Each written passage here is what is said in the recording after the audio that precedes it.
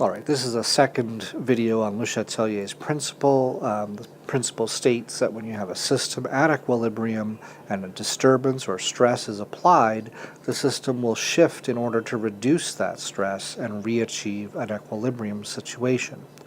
If it shifts in the forward direction, the reaction will produce more products and use up the reactants. If it shifts in the reverse direction, it'll produce more reactants and result in less product being present. Things that qualify as stresses include changes in concentrations, which applies only to gases and aqueous things.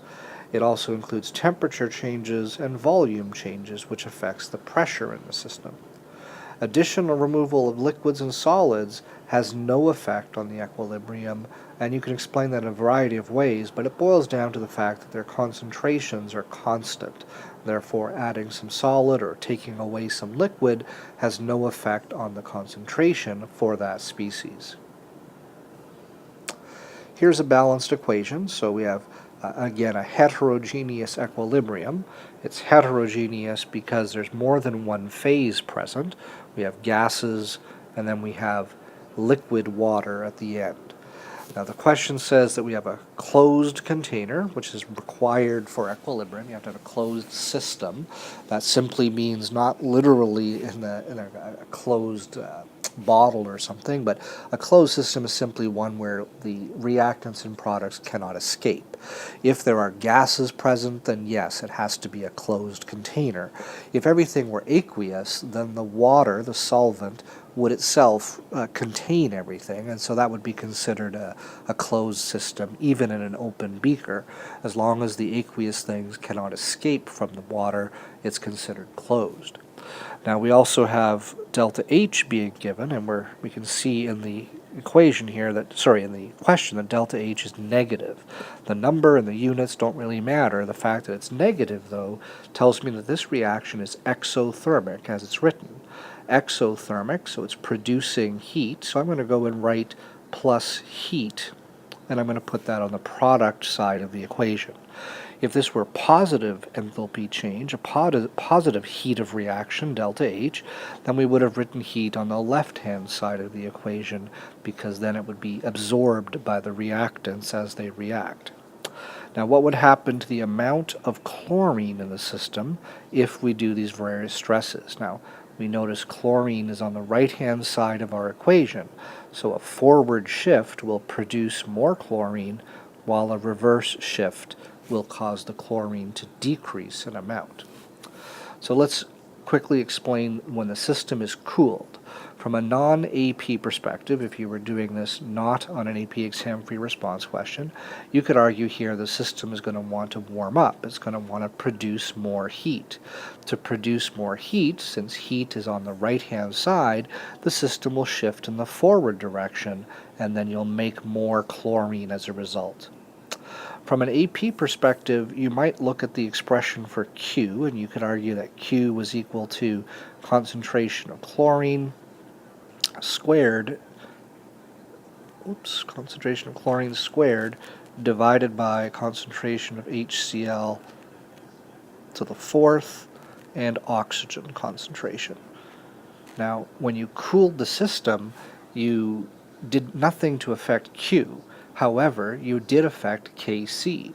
When you cooled the system, and it's an exothermic system reaction like this, you caused Kc to get larger. For exothermic processes, Kc is larger at low temperatures, and it's smaller at high temperatures, and it's reversed for endothermic processes. So since we cooled the system in this exothermic reaction, Kc is larger.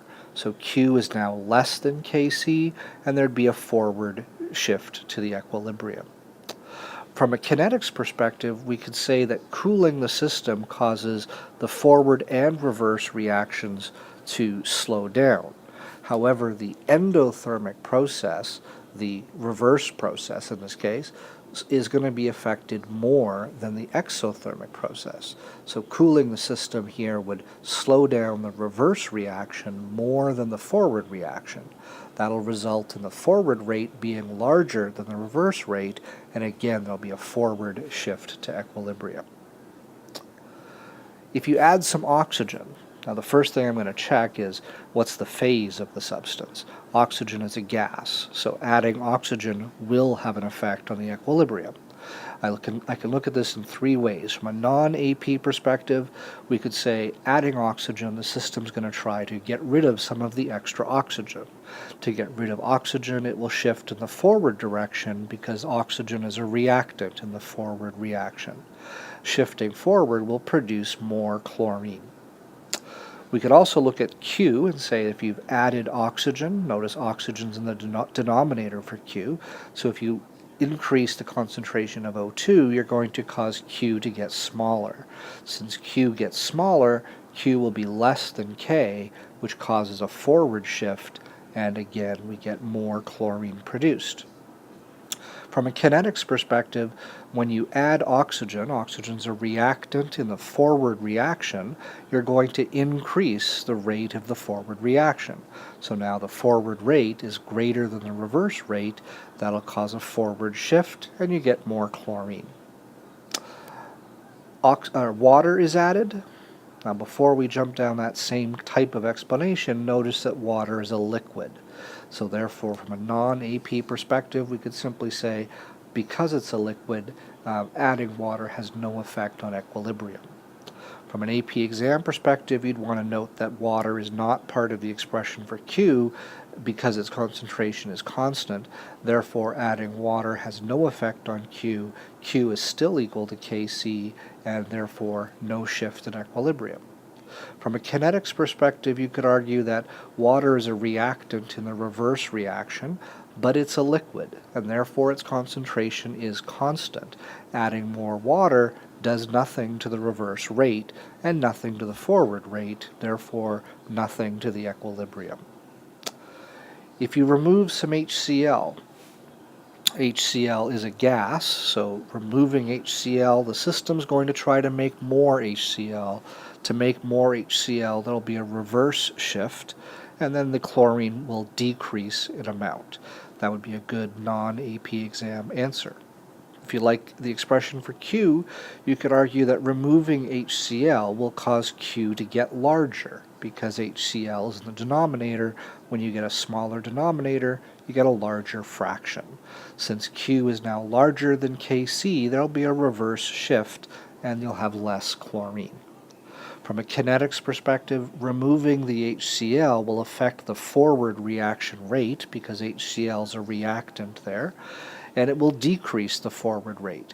So now the reverse rate is going to be larger than the forward rate, and there'll be a reverse shift to the equilibrium. Adding the catalyst has no effect, and that's because catalysts, although they do speed up reactions, they speed up the forward and reverse reactions equally, so there's no shift in equilibrium. If you increase the volume of the container, let's explain that from a non-AP perspective, we would start by noting that this will cause the pressure inside the container to decrease. That's Boyles Law from grade 11 chemistry. When you have an increase in volume, you'll have a decrease in pressure. The system will respond by trying to increase the pressure. Now, how can it increase pressure? Well, it's going to try to make more gas. So we look up at the equation and we note 4 plus 1. There's 5 moles of gas on the left-hand side of the equation, while there's only 2 moles of gas on the right-hand side of the equation. If we want to increase pressure, we want to make more gas, so we're going to shift in the reverse direction. 2 moles will become 5 moles, and then we'll have less Cl2 at equilibrium because we're shifting backwards. Now, what would you do from a AP exam perspective? Well, you could argue that increasing the volume will cause all the concentrations in the container to go down.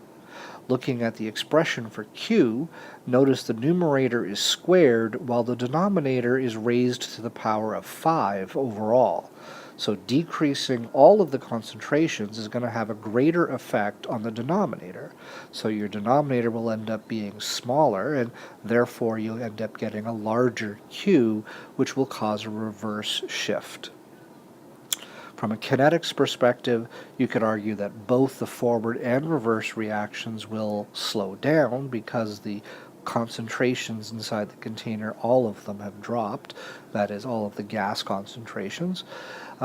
But notice again that the forward reaction rate has an overall order of 5, 4 and 1, while the reverse reaction has an overall order of 2. So the forward reaction will be decreased, its rate, more than the reverse reaction.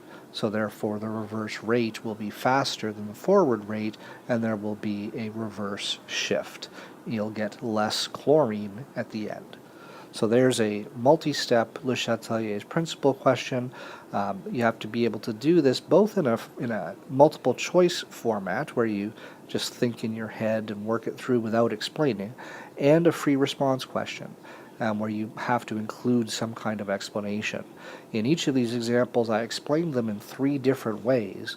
You simply have to be able to explain them in one way for the test, so choose whichever way works for you. If you're preparing for an AP exam, though, be sure you're avoiding those first methods where I said these were the non-AP exam explanations.